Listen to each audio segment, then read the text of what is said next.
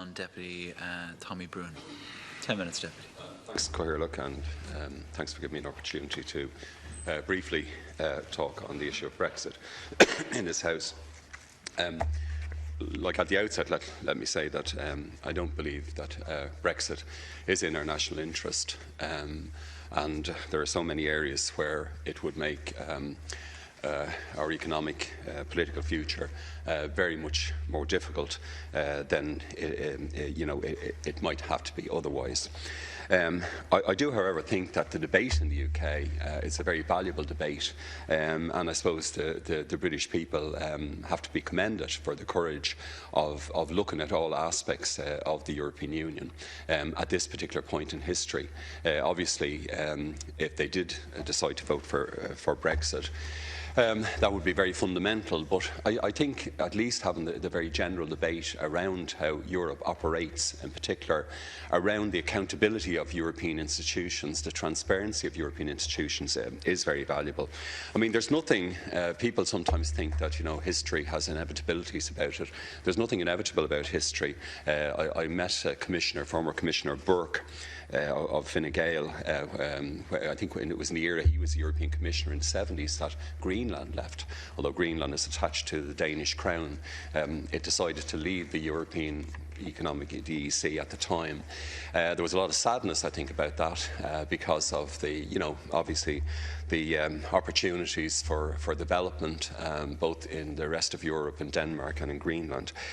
Iceland, in its recent terrible financial crisis like our own, it was being said very confidently in Brussels that Iceland was going to apply to join, or was applying to join, and would be on its way to European entry. But of course, Iceland has more or less decided it's not coming in, and it's going to stay at least on a sort of Norwegian road. And there is nothing inevitable, because, I mean, if you look at the other side of the Eurasian landmass, nobody, although they share a lot of culture and history, nobody would ever think, for example, that Japan would join China, or that, say, Korea would join China. And there are a number of areas of China, of course, and currently in the Chinese communist state, which, particularly Tibet and the Uyghur people, a huge chunk of China actually, which doesn't want to be any kind of membership of the Chinese state.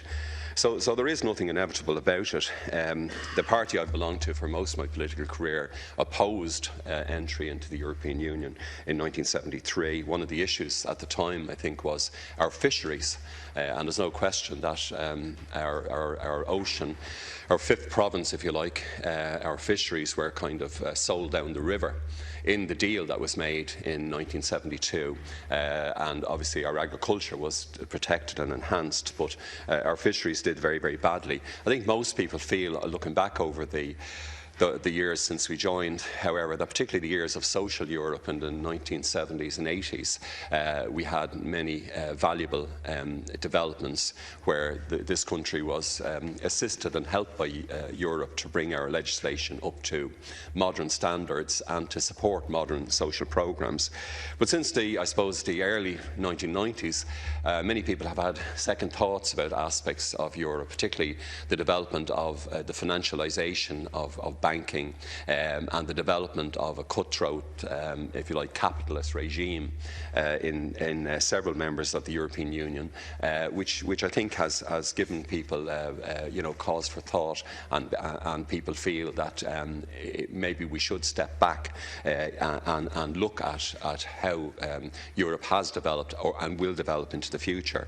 For example, it's in recent years, of course, since our own boom, that our annual contributions to Europe have more or less evened out. We're becoming, I think, or in the process, the Minister probably would know the exact detail, we're in the process, I think, of becoming a net contributor. So we're in the same league, if you like, as Britain and other countries. And of course, the last 4 or 5 years, a lot of people feel very upset about the fact that the savage austerity which was inflicted on this country effectively came from decisions of the European institutions, the failure, first of all, to establish a proper central bank at the instigation of the euro or any of the kind of necessary central banking institutions, and then the infliction of the burden of debt on our shoulders in order to protect, in particular, German banks. And more recently, of course, people have had concerns about the handling of the migration crisis in particular, and the way in which Germany unilaterally, I think, abandoned the Dublin Convention.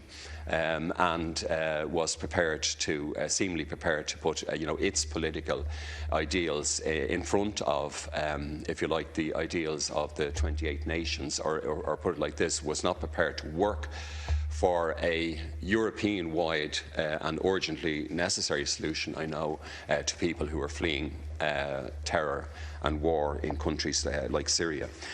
So I think that it is understandable, therefore, that there has been a rise of Euroscepticism. We saw recently in the Netherlands as well that the Dutch people voted against the EU partnership deal to remove trade barriers with Ukraine. I think it was 61% of the electorate, and a huge internet petition by Eurosceptics, I think, in the Netherlands gained something like 400,000 signatures. So there clearly is warning bells ringing besides the Brexit referendum on the necessity for European institutions to have much more accountability and visibility in each of the 28 countries. Indeed, the final point I'll just say on that side of the argument is, of course, that we've had so many no votes at times about European developments in our own country, Cathaoirleach, in France, in Netherlands, and yet these no votes have always been effectively overturned. People keep voting. In fact, that may well happen with this House, of course, in coming weeks, that the people will be asked to vote again to get another result. But it is very striking how people have been asked for their opinion, and then their opinion has not, in fact, been respected. But I do accept that a Brexit would have a significant and detrimental impact on our economy, and we can't, of course, underestimate the potential impact on Northern Ireland.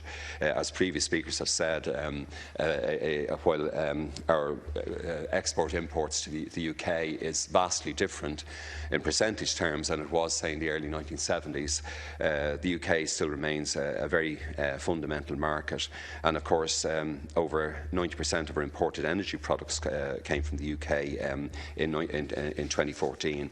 It's also very difficult to imagine the UK outside the very close bonds that bind us, first of all, to our countrymen in the north, to the Welsh people, to the Scottish people, and to the English people, where probably, I don't know, maybe 20%, 25% are of pretty direct Irish descent. You only have to look at their surnames. That they would be in a different, if you like, political space than we are. But I do think the debate is useful, and of course we're watching programmes like Newsnight and other BBC debates all across that.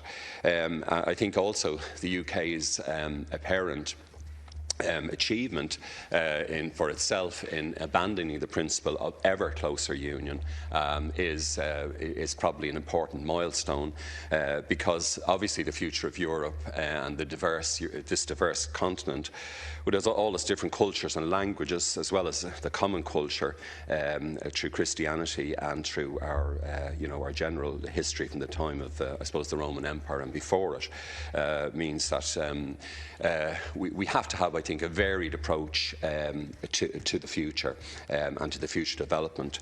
But one of the things I do feel is that we do need to have much more visibility and accountability from the European institutions.